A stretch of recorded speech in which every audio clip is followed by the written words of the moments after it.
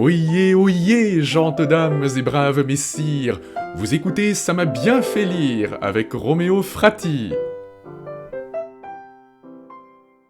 Vous ne savez pas quoi faire de votre samedi soir ou de votre dimanche après-midi?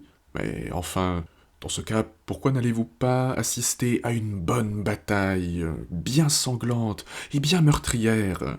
Voici un extrait de Candide ou l'optimisme, un récit de 1759 que nous devons à notre Voltaire national et qui va vous achever, qui va achever de vous convaincre.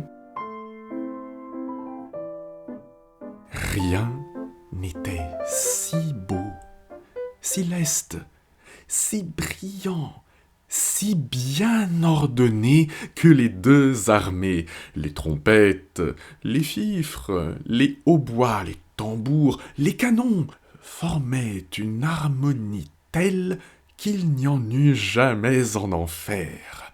Les canons renversèrent d'abord à peu près 6000 hommes de chaque côté. Ensuite, la mousqueterie ôta du meilleur des mondes environ 9 à 10 000 coquins qui en infectaient la surface. La baïonnette fut aussi la raison suffisante de la mort de quelques milliers d'hommes. Le tout pouvait bien se monter à une trentaine de 1000 âmes. Candide, qui tremblait comme un philosophe, se cacha du mieux qu'il put pendant cette boucherie héroïque. Ah, franchement, vous ne trouvez pas ça magnifique, une bataille entre deux armées qui se tapent dessus? Candide est un jeune homme ingénu, inexpérimenté, qui a été élevé dans l'ignorance totale des dures réalités du monde, selon la philosophie naïvement optimiste qui estime que tout est nécessairement pour le mieux dans le meilleur des mondes possibles. Ainsi, lorsque Candide est enrôlé de force comme soldat, il assiste à un véritable massacre de guerre dont il ne perçoit pas l'horreur en raison de sa naïveté, du moins pas tout de suite.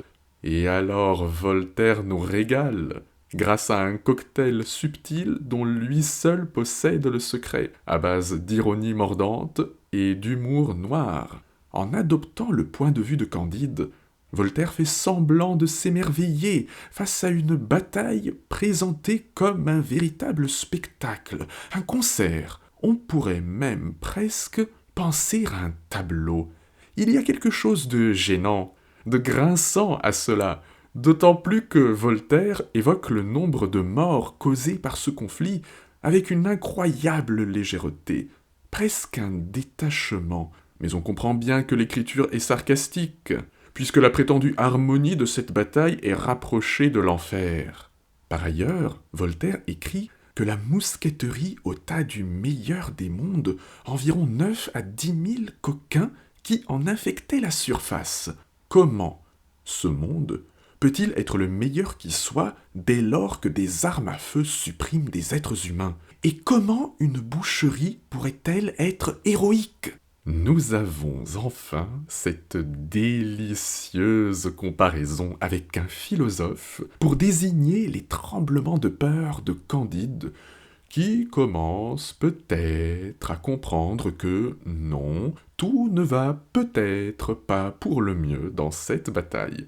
Petit clin d'œil moqueur à nos amis philosophes qui, nous suggère Voltaire, ne sont peut-être pas les mieux placés pour évoquer les réalités concrètes du monde. Allons bon. Un peu de sérieux que diable. L'humour, c'est vraiment pas drôle. En tout cas, c'est ce qu'on pourrait croire en lisant une première fois Les Misérables. Oups, non, je n'ai donné aucun indice pour le prochain épisode. Vous écoutez Ça m'a bien fait lire avec Roméo Frati. Retrouvons-nous sur Deezer, Spotify, Podcastix, Apple Podcasts et YouTube. Jusqu'au revoir.